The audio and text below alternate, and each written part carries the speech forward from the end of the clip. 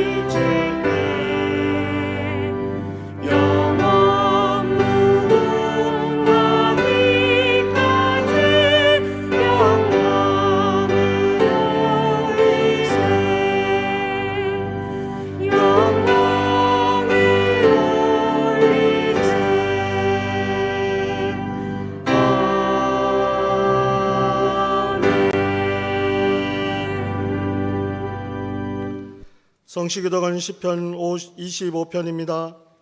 여호와의 나의 영혼이 주를 우러러 보나이다.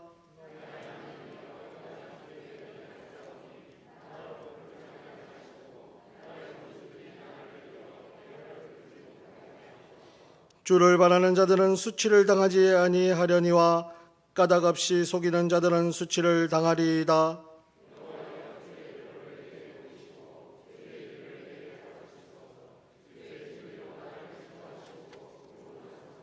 아멘.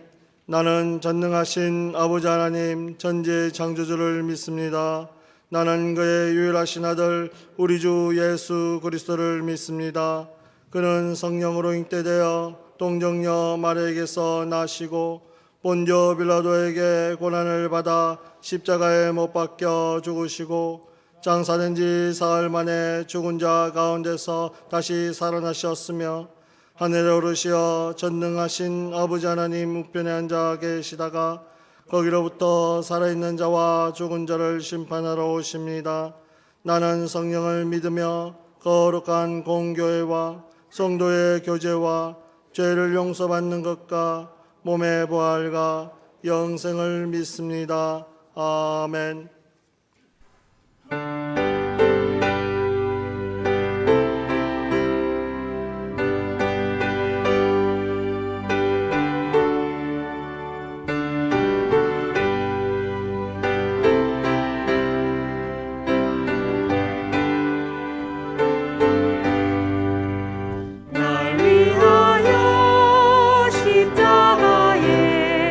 중한 곳 건너되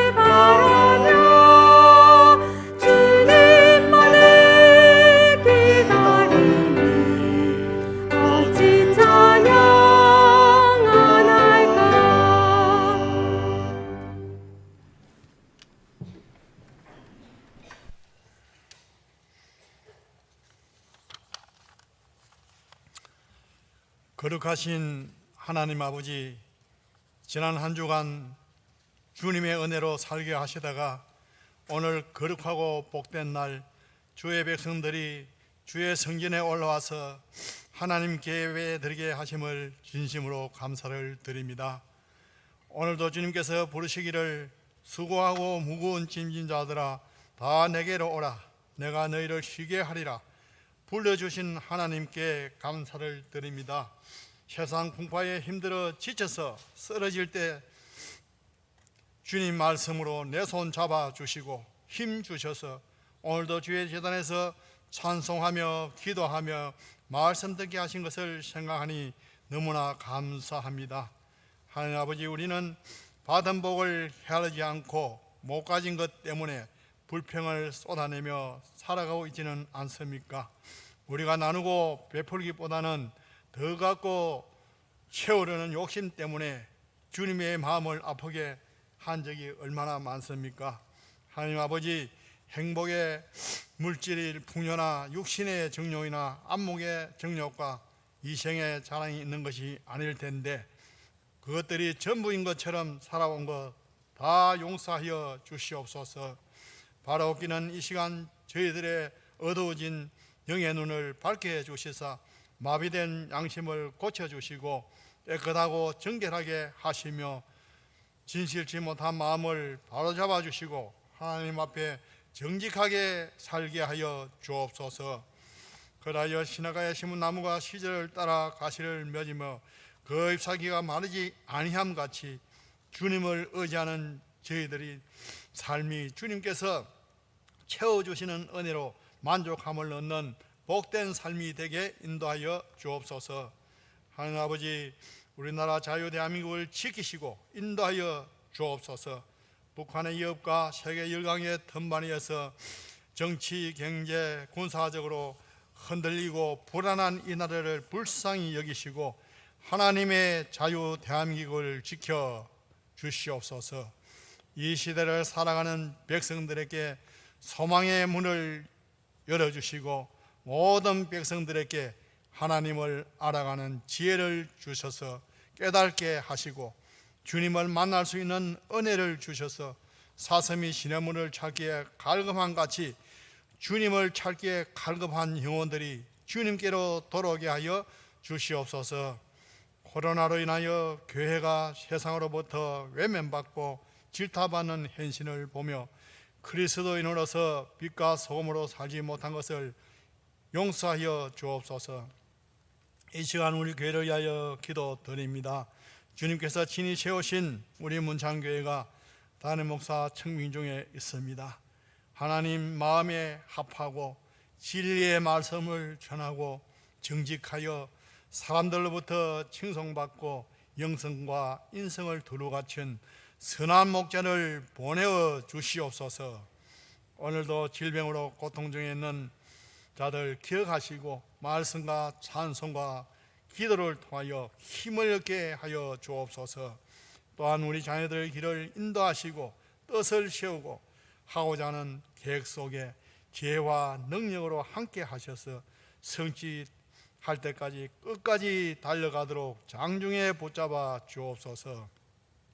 오늘도 주님의 말씀을 들고 단위에 서신 신금철 목사님을 기억하시고 장중에 붙잡아 주셔서 선포되는 말씀이 능력 있게 하셔서 저희 모두에게 은혜 받는 놀라운 기적의 시간이 나타나게 하여 주옵소서.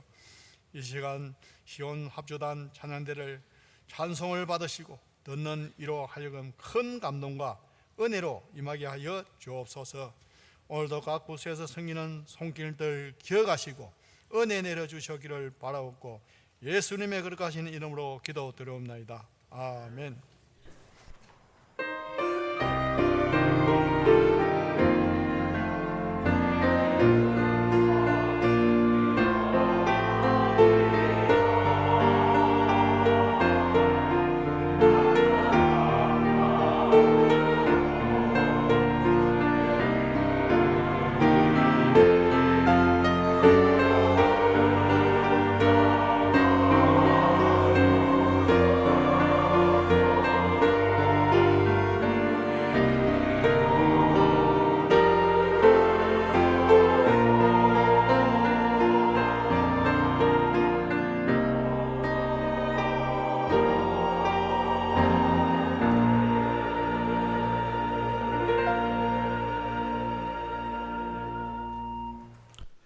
오늘 우리에게 주시는 하나님의 기록된 말씀은 신약성경 로마서 1장 16절 17절의 말씀입니다. 제가 가진 성경 신약성경 240면입니다. 이제 신약성경 로마서 1장 16절 17절의 말씀을 봉독할 때 하나님의 말씀으로 경청하시기 바랍니다. 내가 복음을 부끄러워하지 아니하노니 이 복음은 모든 믿는 자에게 구원을 주시는 하나님의 능력이 됨이라. 먼저는 유대인에게요 그리고 헬라인에게로다. 복음에는 하나님의 의가 나타나서 믿음으로 믿음에 이르게 하나니 기록된 바 오직 의인은 믿음으로 말미암아 살리라 함과 같으니라. 아멘.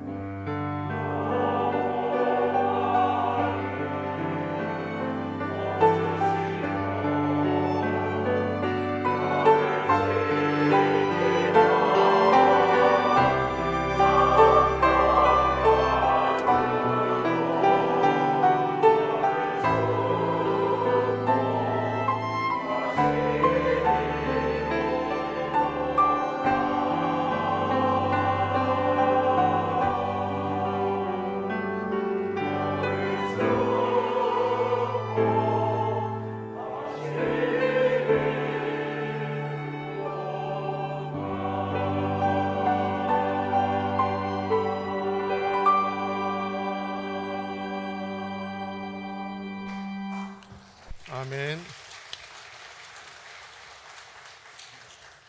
귀한 찬양 감사합니다. 우리 찬양의 말씀처럼 찬양처럼 하나님 놀라운 축복이 우리 가운데 임하기를 간절히 소망합니다. 오늘은 대림절 첫 번째 주일입니다. 대림절은 2000년 전에 오신 예수님을 환영하고 영접하고 다시 오실 재림 예수님을 기다리는 절기입니다. 초림 예수님께서 2000년 전에 이 땅에 오셔서 십자가를 지심으로 우리를 구원해 주십니다. 그래서 예수님을 구주로 믿기만 하면 누구든지 구원을 받게 됩니다. 이것이 바로 하나님의 은혜입니다. 하지만 사람들이 처음 예수님을 믿으면서 오해하는 것 하나 있습니다. 그것은 예수님을 믿고 난 후에 우리 안에 인격적인 변화가 일어난다고 생각합니다. 예수님을 믿으면 우리가 좀 더 윤리적이며 인격적인 사람으로 변화되었다고 생각합니다. 정말 우리가 그렇게 변화된 것입니까? 성경 우리가 예수님을 영접한 후 새 사람이 되었다고 말씀합니다. 새 사람이 되었다는 건 인격적인 변화를 의미하지는 않습니다. 예수님을 믿고 난 후 자신이 이전 사람과는 다른 인격적 변화가 내면에 일어났다고 생각하거나 이전에 죄된 삶을 살던 나는 완전히 사라지고 새로운 모습으로 거듭났다라고 생각하면 곧바로 그렇지 못한 자신의 모습에 크게 실망하고 말 것입니다. 그리스도인으로 내가 이것밖에 되지 않는 사람이구나, 나는 연약한 존재이구나 하는 절망감을 느끼게 될 뿐입니다. 그렇다면 예수님을 믿고 우리 안에 일어난 변화는 무엇입니까? 그것은 우리를 바라보시는 하나님의 태도의 변화입니다. 성경에서 말하는 새 사람이란 죄인의 인격적 변화가 아니라 죄인된 우리의 모습 그대로 하나님의 백성으로 받아들이시는 하나님의 태도의 변화를 말하는 것입니다. 베드로전서 2장 10절 말씀 다 같이 받들어 읽겠습니다.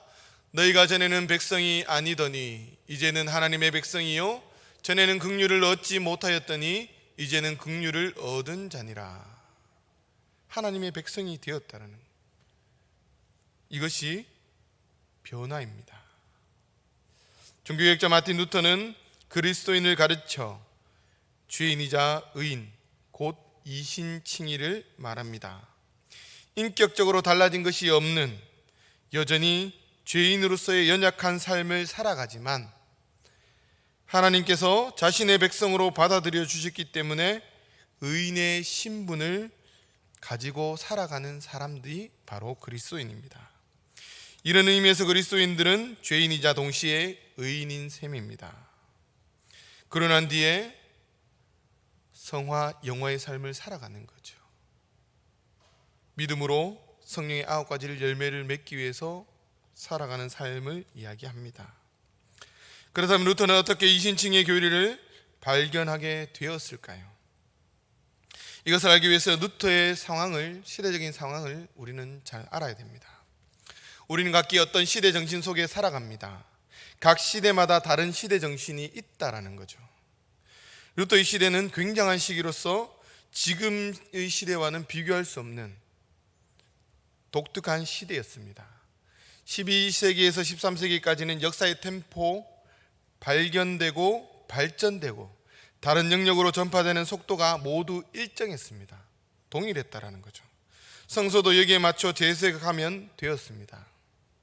그리고 그 재해석을 통해서 삶의 영향력을 미쳤습니다. 그런데 14세기가 되면서 역사적으로 큰 변화를 겪게 되는데 그것이 바로 르네상스입니다. 인터넷에서 르네상스라고 찾아보면 이렇게 나옵니다. 중세기의 가을이라고 하는 14세기경부터 유럽 사회에서는 이 세상과 자연을 보는 눈이 달라져 갔다. 그때까지 유럽 사람들은 그리스도교의 교리에 맞는 생활을 강조하였으며 하나님을 떠난 생활이란 상상도 할 수 없을 정도였다. 그런데 14세기에 들어오면서 하나님을 부정하지는 않더라도 인간의 존엄성을 중히 여겨야 한다는 휴머니즘이란 새로운 움직임이 나타났다. 그것은 그리스도교의 속박에서 벗어나 사람의 개성을 존중하고 학문과 과학 등 모든 분야의 연구를 자유롭게 하자는 운동이었다. 이러한 운동을 르네상스 또는 문예 부흥이라고 한다라고 되어 있습니다. 이것은 무엇이냐? 지금까지 성경을 그대로 받아들였는데 이제는 이성을 가지고 재해석하자라는 거죠. 인본주의 사상으로 성경을 새롭게 바라보자라는 사상이 들어오기 시작했습니다. 르네상스로 인해 성서, 문학, 예술, 지리, 과학 전 영역에 걸쳐 인간의 이성을 가지고 새롭게 재평가하기 시작했습니다. 이로 인해 역사의 템포가 빨라졌으며 급격한 발전, 진정과 발전이 이루어지게 됩니다. 시대 정신의 변화는 삶의 양식을 바꾸어 놓습니다.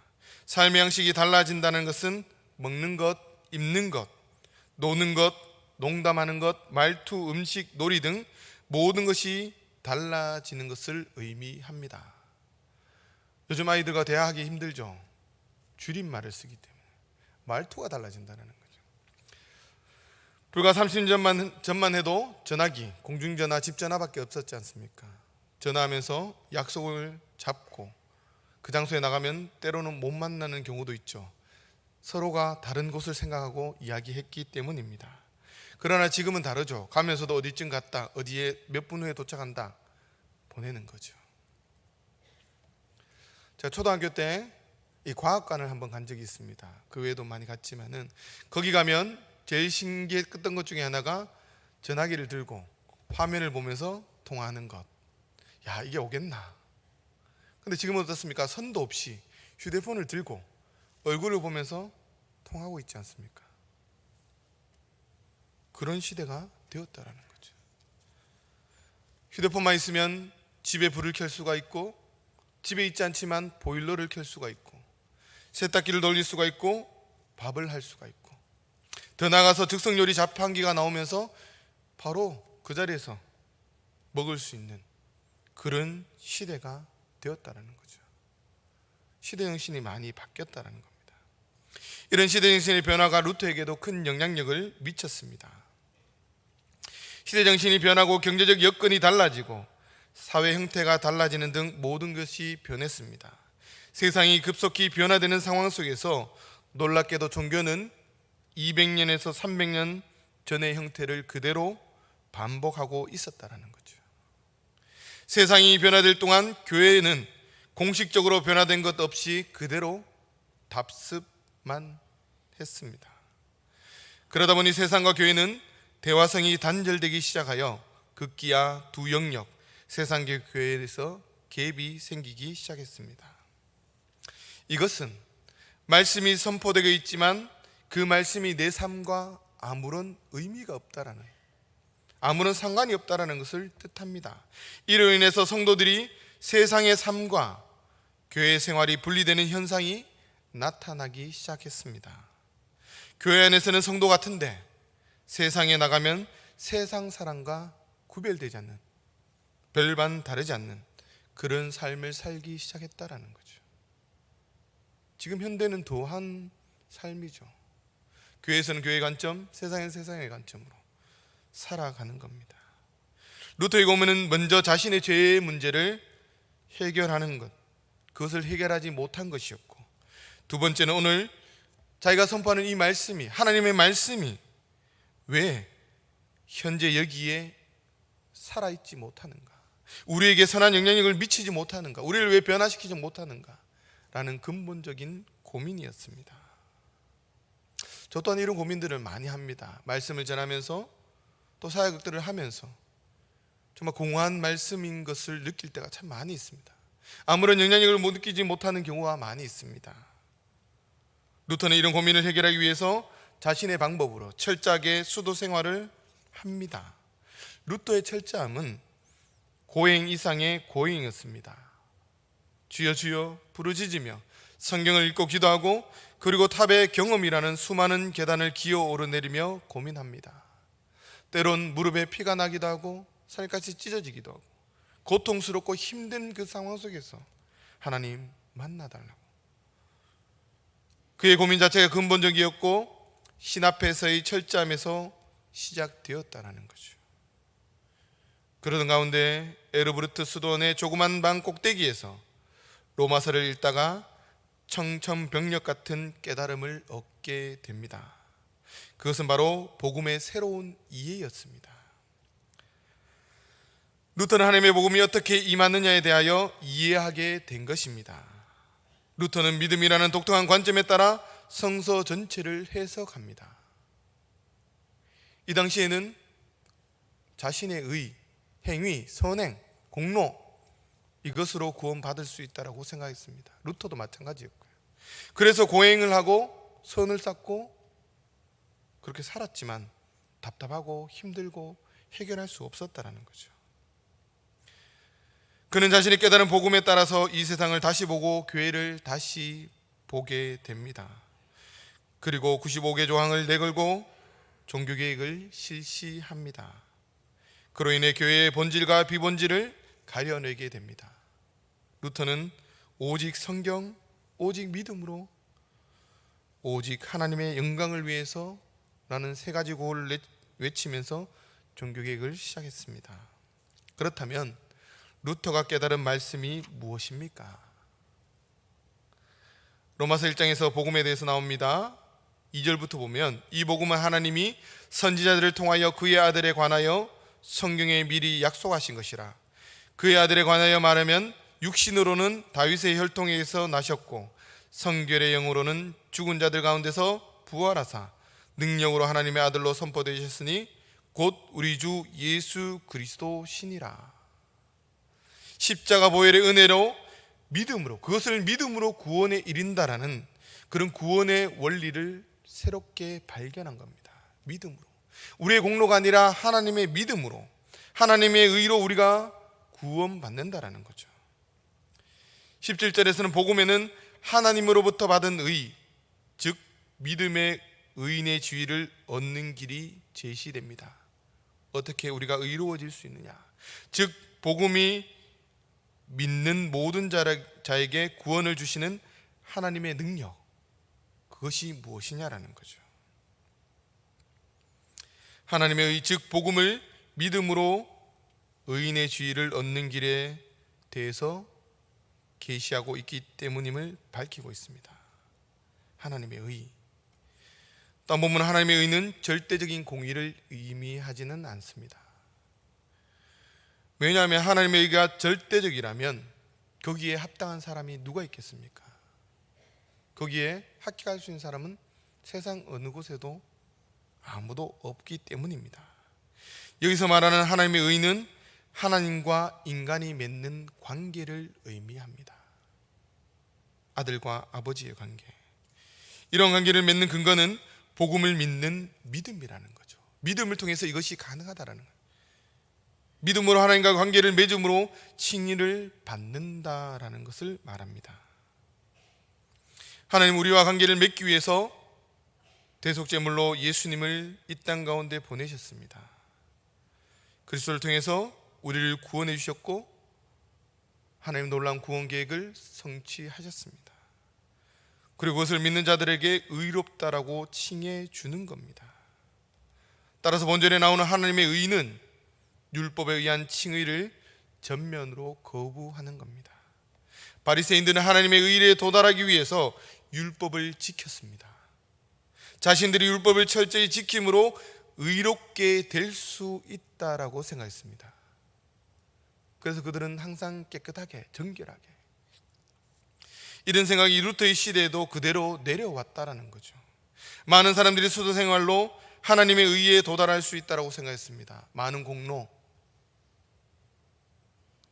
구원받을 수 있다라고 생각해요. 의로워져야지만 구원받을 수 있으니까 모든 사람들이 그렇게 생각을 했다라는 거죠. 면죄부도 바로 여기서 나오는 겁니다. 내가 아무리 해도 안 되니까 이거 사면 구원받는다라는 거죠. 이걸 사면 우리 어머니가, 우리 아버지가 구원받는다라는 거예요. 우리 형제들이 구원받을 수 있다라는 거죠. 자신의 의를 강조하다 보면 결국에는 발전하는 것이 기복신앙입니다. 하지만 성경은 이것을 완전히 거부합니다. 성경은 율법에 대해 이렇게 말하고 있습니다. 로마서 3장 10절 말씀, 20절, 로마서 3장 20절 말씀에 그러므로 율법의 행위로 그의 앞에 의롭다 하심을 얻을 육체가 없나니 율법으로는 죄를 깨달음이니라. 율법은 구원을 줄 수 없습니다. 율법의 역할은 죄를 깨닫게 하는 것과 사람을 그리스도에게로 인도하는, 옛날 성경에 보면 몽학 선생이고 지금은 초등교사가 되는 것이 고작이라고 이야기합니다. 그러나 이 시대는, 루터의 시대는 의, 자신의 의, 그걸 통해서 구원받을 수 있다고 생각하니까 루터도 너무나 답답하고 고민스러운 겁니다. 아무리 그렇게 살아보지만, 아무리 공로를 행해보고 고행을 해보지만 죄에 대해서 깊이 좌절하고 고민할 수밖에 없었다라는 거죠. 루터라는 영화를 보면 첫 장면에 번개가 칩니다. 그때 루터는 울부짖죠. 무서워서, 자기가 죽을까 봐. 이대로 죽으면 천국까지 못하기 때문에 너무 두려워서 이리저리 피해가는 그 모습을 볼 수 있습니다. 전적으로 타락한 자신이 어떻게 하나님의 의를 만족할 수 있느냐라는 거죠. 아무리 고행을 하더라도 그렇게 되지 않는다. 성서에 많은 사람들이, 많은 의인들이 있었지만 그들도 그 의로는, 그 자신의 의로는 구원받을 수 없었음을 알았다라는 거죠. 그래서 루터는 구원의 길이 차단되었다고 당시의 막막한 심정을 고백하기도 합니다. 그런데 루터는 이 말씀을 가지고 한참 고민하고 있을 때 그는 전혀 새로운 사실을 깨닫는 것이죠. 하나님의 의, 그 의가 하나님께 이르기 위해 인간이 만족시켜야 할 인간의 의가 아니라는 것, 그것을 깨닫게 됩니다. 오히려 이 말씀은 루터가 처음에 이해한 내용과는 정반대의 사실인 거죠. 곧 인간의 의가 아니라 복음을 믿는 믿음으로, 믿기만 하면 그 즉시 우리의 신분이 변화되게 된다는 것, 하나님의 자녀로. 이런 진리를 깨닫기 전까지 루터는 자신의 죄와 그에 대해 무섭게 보응하시는 하나님의 공의에 파묻혀 고통스러운 나날을 보내야 했습니다. 그리고 여기는 의가 나타난다는 것은 현재 수동태로서 현재형을 의미합니다. 항상 그 의가 그때만 나타나는 것이 아니라 항상 현재, 지금 나타나고 있다는 거죠. 그것이 진리라는 것을 보여줍니다. 결국에는 믿음으로 믿음에 이르게 한다라는 거죠. 하나님의 의, 즉 인간이 하나님과 올바른 관계가 이루어져 구원에 이르게 되는 것은 믿음을 통해서 가능하다라는 겁니다. 동시에 믿음은 더 성숙한 믿음을 가져온다는 기독교의 핵심 진리를 말하고 있습니다. 본문 말씀은 사람들이 하나님으로부터 의롭다 하심을 얻게 되는 유일한 출발점과 목표점이 바로 믿음인 것입니다. 믿음. 칭의를 얻는 데 있어서 믿음을 대신할 어떤 방법도 이 세상에 존재하지는 않습니다. 김정민 목사님께서 안녕 그리스도인이라는 책을 썼는데 그 책에 보면 이렇게 나와 있습니다. 그리스도인이 되었다는 것, 칭의를 받았다는 것은 한 인간의 인격적, 윤리적 변화가 아니라 죄인을 당시의 백성으로 조건 없이 받아들이시는 하나님의 태도가 변화되었다는 것입니다. 죄인을 의롭다 하시는 하나님, 죄인을 긍휼히 여기시는 하나님의 변화가 우리 안에 일어났습니다. 놀랍게도 이러한 하나님의 변화는 인간의 상태에 따라 달라지지 않는다는 사실을 기억해야 합니다. 인간의 순종과 불순종의 유무에 따라 달라지지 않으며 인간의 자기 의로움과 불경건성에 따라 달라지지 않는다는 사실을 우리는 알아야 합니다. 하나님이 변화되지 않는다, 변하시지 않는다는 것, 항상 동일하게 기다리고 계신. 로마서 8장 38절에서 39절 말씀 다 함께 받들겠습니다. 내가 확신하노니 사망이나 생명이나 천사들이나 권세자들이나 현재 일어나 장래일이나 능력이나 높음이나 깊음이나 다른 어떤 피조물이라도 우리를 주 그리스도 예수 안에 있는 하나님의 사랑 안에서 끊을 수 없으리라. 우리를 끊을 수 없다라는, 어떠한 것도 우리를 하나님의 관계, 사랑에서 끊을 수 없다라는 거예요. 그 사랑의 관계를 맺는 것이 바로 믿음이라는 거예요. 믿음, 그것이 바로 복음입니다. 그리스도인들은 죄인이면서 동시에 의인이라는 이중적 실존을 사는 사람들입니다. 이것이 과연 무엇을 의미할까요? 먼저 스스로 의인이 되고자 하는 헛된 노력을 멈출 것을 하나님께서 요청하십니다. 멈춰라. 네가 하려고 하는 것을 내려놓으라는 거죠. 우리가 스스로 의인이 되고자 노력할 때, 자기의 의로움을 하나님과 사람 앞에 드러내고자 할 때 하나님은 우리를 향해 이렇게 얘기할 겁니다. 너는 죄인이다. 이것을 잊어서는 안 된다라고 말씀합니다. 반면 죄의 연약함으로 인해 인간의 절망에 사로잡혀 나 같은 사람이 어떻게 그리스도인이 될 수 있는가, 나 같은 사람이 어떻게 구원받을 수 있는가, 이렇게 죄된 모습을, 이런 모습인데 하나님께서 나 같은 사람을 구원해 주실 수 있을까? 구원하실까? 비난할 때 하나님 우리를 향해서 이렇게 합니다. 너는 의인이다. 이것을 잊어서는 안 된다라고 말씀하십니다.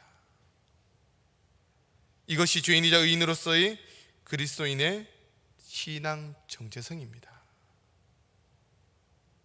이거를 반대로 적용하면 문제가 되는 거죠. 밸런스를 잘 맞춰야 되는 겁니다. 그리스도인은 하나님과 사람 앞에서 죄인이자 동시에 의인으로서 살아가는 사람들입니다. 이 때문에 그리스도인은 바리새인과 서기관들처럼 자신의 의로움을 주장하며 살아가지 않습니다. 그래서 성경에 보면 하나님의 종들은 일을 하고 난 뒤에 뭐라고 합니까? 저는 무익한 종입니다. 내가 한 것이 아닙니다. 하나님이 저를 사용하셔서 이렇게 하게 만드셨습니다 라고 고백합니다. 그리고 고라사의 광인처럼 죄인의 절망에 붙잡혀 살아가지도 않습니다. 이렇게 변화된 우리들이 다시 오실 재림의 주님을 기다리면서 살아가기를 원하십니다. 하나님의 자녀답게 하나님의 백성으로 살기를 원하신다는 거죠. 믿음을 가진 자들은 자신을 백성으로 삼아주신 하나님의 자비와 은혜의 힘으로 살아갑니다. 그 은혜의 힘에 붙들릴 때 그리스도인은 자신에게 들려오는 하나님의 말씀을 사랑하게 되고 그 말씀을 쫓아 살아가게 됩니다. 우리들은 세상의 그 어떤 가치보다 성경의 말씀, 그 정신, 그것을 삶의 기준으로 삼아서 세상을 살아가야 합니다. 그게 뭡니까? 믿음이라는 스펙트럼입니다. 성경은 믿음으로 바라보는 것입니다. 르네상스 이후 사람들은 이성의 관점으로 모든 것을 바라보다 보니까 성경도 이성의 관점, 원인과 결과가 맞지 않으면 그대로 받아들이려고 하지 않습니다. 그리고 더 나아가 포스트 모더니즘 시대를 거치면서 절대적 가치 기준은 사라지고 개인의 가치를 최우선으로 생각합니다. 이런 사고를 가지고 성경을 아무리 바라봐도 이해할 수 없습니다. 하나님의 말씀은 바라보는 관점이 있다는 거죠. 루터가 믿음을 발견하고 믿음으로 재해석했던 것처럼 믿음으로 성경을 바라보아야 합니다. 우리 종종 이런 얘기를 하죠. 너 안에 내 있다. 여러분 말이 됩니까? 과학적인 사고로 도저히 이해할 수 없습니다. 내 안에 내 마음은 호수다. 너의 눈동자 속에 은하수가 들어있네. 여러분 이해가 됩니까? 이성적으로 보면 이해될 수 없는 언어들이고 말입니다. 그러나 우리는 그것을 이해하고 받아들이죠. 시적인 표현, 사랑의 표현으로 받아들입니다. 이해합니다. 과학적인 사고가 아니라는 거죠. 이것처럼 성경은 성경을 바라보는 관점이 있다는 거죠. 그것이 바로 믿음의 눈으로 바라봐야 됩니다. 믿음의 눈. 그래야지만 이 성경 전체를 해석해낼 수가 있고 하나님의 뜻을 발견할 수가 있고 나를 향한 하나님의 사명을 깨닫게 되는 겁니다. 믿음이라는 관점으로 성경을 바라봐야 합니다. 그럴 때 하나님의 뜻을 발견하고 나를 향한 사명을 발견하게 되는 겁니다. 여전히 죄인의 자기 한계와 절망을 경험하지만 자신의 의지와 결단보다 하나님으로부터 오는 은혜의 힘을 사랑하고 기다리며 겸손히 하나님과 동행하는 법을 배워가면서 살아가는 것, 그것이 믿음의 삶입니다. 이것이 죄인이자 동시에 의인으로서 살아가는 그리스도인의 겸손한 삶이며 사명입니다. 하나님의 자비와 용서의 깊이와 넓이만큼 우리 죄의 깊이와 넓이를 알 수 있게 됩니다. 하나님의 죄 용서의 깊이는 십자가에 달리신 예수 그리스도 안에 나타납니다. 죄인은 자기 반성과 성찰의 힘으로는 이것을 알 수 없습니다. 아무리 노력해도 안 되죠. 그러나 믿음이 들어오니까 주님을 만나니까 그게 보여지기 시작하는 겁니다. 하나님의 자비의 용서를 깨닫지 못한 채 자기 반성과 성령을 앞세우는 사람은 언제나 교만의 함정에 빠지고 만다는 것입니다. 하지만 십자가에 나타난 하나님의 용서의 깊이를 발견한 사람은 자신의 죄와 허물에 대해 침묵한 채로 오로지 하나님의 용서의 깊이를 묵상하며 그 은혜에 감사하며 감격할 뿐입니다. 그는 자신의 연약함을 주목하기보다 하나님의 자비와 용서를 바라보려고 합니다. 어떤 사람을 너무 사랑하면 그 사람이 가만히 있어도 그 사람이 기뻐하는 일을 알아서 합니다. 말 안 해도, 눈빛만 봐도 뭘 원하는지 알기 때문에 내가 알아서 하는 거죠. 우리가 하나님을 사랑하면 하나님의 뜻이 무엇인지 발견하기 원하고 그대로 행하기를 원한다라는 거예요. 하나님 기뻐하시는 일이 뭘까? 하나님께서 원하시는 일이 뭘까? 그것을 바라본다라는 거죠. 그럴 때 우리는 이렇게 고백하게 될 것입니다. 주님, 말씀만 하옵소서. 내가 그대로 따르겠습니다. 하나님을 만난 사람은 하나님의 사랑과 용서 안에서 자신의 사명을 알게 됩니다. 그리고 그 사명을 묵묵히 감당해 나간다라는 거죠. 재림 예수님께서 오실 때 결산이 있습니다. 결산. 마지막에 결산한다라는 거죠. 우리에게 이제 맡겨진 사명.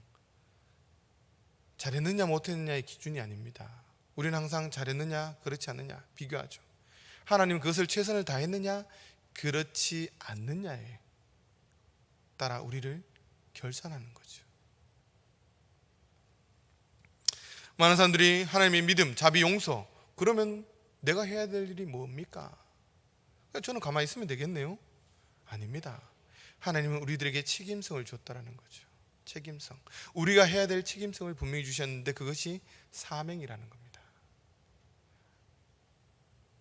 남들과 비교하면 안 됩니다. 많이 받은 사람도 있고 적게 받은 사람도 있습니다. 그러나 하나님께서 그것을 결산하신다라는 거죠. 그러나 놀라운 것은 그 달란트를 가지고 하나님께서 하나님 앞에서 5달란트를 남겼을 때 하나님께서 5달란트를 더 주시더라는 거죠. 저도 교회를 봉사하면서 달란트를 하나하나 둘씩 발견하게 되더라는 겁니다. 하나에서 끝이 나지 않더라는 거죠. 이것을 열심히 하다 보니까 새로운 달란트를 하나님께서 주시더라는 거죠. 몇 개를 받았느냐가 중요한 것이 아니라 그것을 가지고 최선을 다할 때 새로운 달란트를 하나님께서 우리들에게 주신다라는 거죠. 그러나 10개 가진 자 사용하지 않으면 어떻게 될까요? 하나님께서 빼앗아 가시는 겁니다. 가져가시는 겁니다.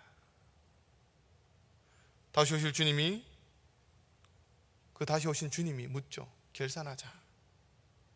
내가 해준 사명 잘 감당했느냐? 그렇지 않느냐? 라고 물을 때 여러분 뭐라고 얘기하겠습니까? 하나님, 제가 부족하지만 하나님 받은 그 은혜대로 최선을 다했습니다 라고 고백하면 주님께서 잘했다, 착하고 충성된 종아, 내가 작은 일에 충성했으면 내가 많은 것들로 맡기겠다, 이제 천국잔치에 함께 참여하자라고 주님께서 말씀하십니다. 크고 작음의 문제가 아닙니다. 하나님께서 맡긴 일을 감당하는 겁니다. 그것이 우리의 사명이라는 거죠. 그것은 믿음의 눈, 하나님의 눈, 하나님의 사랑과 용서를, 은혜를 바라볼 때 우리의 사명을 깨닫게 되는 것이고 그 사명을 잘 감당할 수 있게 되는 것입니다. 다시 오실 주님 예수님께서 오실 때까지 나에게 맡겨진 사명을 잘 감당함으로 하나님의 나라를 만들어가는 하나님의 사람들 되시기를 간절히 소망합니다. 기도하겠습니다. 저는 그렇습니다. 우리의 의가 아니라 하나님의 의, 예수 그리스도의 보혈의 피로 우리가 구원받았음을 고백합니다. 우리는 그저 그것을 믿기만 하면 하나님의 자녀가 되고 하나님을 아버지라고 부를 수 있는 그런 자녀의 특권을 가지게 됨을 보았습니다. 하나님, 이젠 주님 안에서 우리에게 맡겨진 사명을 감당하게 하시고 그것을 발견하게 하시고 그 사명을 감당함을 통해서 주님 오실 그날까지 우리의 삶 가운데 최선을 다하는 삶을 살아갈 수 있도록 도와주시고 무엇보다 믿음의 눈으로 성경을 바라봄을 통해서 주님이 주신 그 말씀을 가지고 세상 가운데 영향력 있는 삶, 하나님 나라를 만들어갈 수 있는 귀한 하나님의 사람들로 살아갈 수 있도록 은혜 베풀어 주시옵소서. 감사드리며 예수님 이름으로 기도드립니다. 아멘.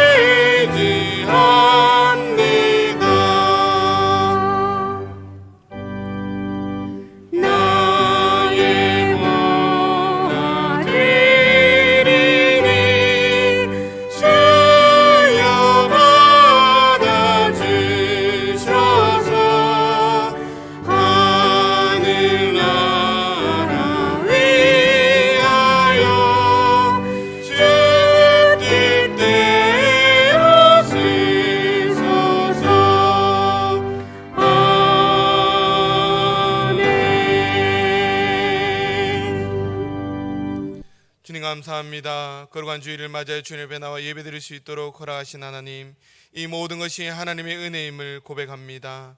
세상 가운데 믿음으로 살려고 하지만 참 힘들고 어려울 때가 참 많이 있습니다. 상호 지킨 심령, 예배 가운데 새 힘을 얻게 하시고 다시 한번 세상 가운데 나아갈 때 정말 믿음의 삶으로 승리하며 나아갈 수 있는 귀한 하나님의 자녀들 될 수 있도록 은혜 베풀어 주시옵소서. 그래서 우리의 가정과 또 우리의 자녀들과 사업장과 직장 위에 하나님의 놀라운 역사를 이루어갈 수 있는 귀한 하나님의 사람들 될 수 있도록 은혜 베풀어 주시옵소서. 또한 주님의 은혜에 감사하여 귀한 예물 주님 앞에 맡겨드립니다. 하나님, 주님 기쁘게 받아주시고 하나님의 영광을 위해서 사용하여 주시옵소서. 감사드리며 예수님 이름으로 기도드립니다. 아멘. 교회 소식입니다. 오늘은 대림절 첫 번째 주일로 지킵니다. 다음 주일은 대림절 두 번째 주일입니다. 대구 삼덕교회 원로 목사님이신 김태범 목사님께서 말씀 전해주시겠습니다. 성탄 트리 정증식이 12월 1일 수요예배 후 교회 입구에서 있습니다. 정책당회가 12월 3일 금요일 오후 7시 당회실에서 있습니다. 교회를 위한 정경 기도회가 매주 토요일 오전 10시 나사렛실에서 있습니다. 부서 및 기관에서는 총회를 실시하시고 결과를 사무실로 제출해 주시기 바랍니다. 은퇴권사 총회가 2부 예배 후 3층 가브나움실에서, 3여전대 총회가 2부 예배 후 3층 자무실에서, 탁구선교회 총회가 2부 예배 후 3층 미스바실에서 있습니다. 일남선교회 총회는 다음 주 2부 예배 후 3층 미스바실에서 있습니다. 알림입니다. 기독공부와 교회 홈페이지에 담임 목사 청빙 공고가 올라왔습니다. 많은 기도와 관심 부탁드립니다. 2022년도 교육부를 섬길 우리 교사를 모집합니다. 많이 참여하셔서 다음 세대를 우리 이끌어가는 교사들 많이 참여해 주시면 감사하겠습니다. 문의는 저에게 주시면 됩니다. 교회 2층 주차장 중앙 통로에 주차하신 분들은 예배 후 바로 이동해 주시면 감사하겠습니다. 감사한 일이 있습니다. 감사합니다. 고 윤상조 은퇴 집사님의 유가족께서 위로에 감사하여 떡을 준비했습니다. 나가실 때 하나씩 받아가시면 되겠습니다. 추가 광고 있습니다. 박기숙 은퇴 집사님의 남편 되시는 고 김시대 성도님 어제 돌아가셔서 입관 예배가 오늘 교회 출발 오후 2시에 교회 출발을 합니다. 발인은 내일 29일 교회에서 오전 7시에 출발합니다. 많이 참석해서 위로해 주시면 감사하겠습니다. 신마산교회 임지식이 오늘 오후 3시 신마산교회에서 있습니다. 상남교회 임지식 및 은퇴식 오늘 오후 3시 상남교회에서 있습니다. 성경 일백동 운동 이정수 권사님, 김정수 권사님, 김성희 권사님 1독씩 하셔서 누적 108독입니다. 새벽기도 매일 성경 통독 참고하시고 가정에서나 교회에 나오셔서 함께 참여해 주시고 나머지 광고는 주보를 참고하시기 바랍니다. 다 같이 일어나셔서 날 구원해 주신 주 감사 찬양하신 후에 축도하심으로 2부 예배를 마치도록 하겠습니다.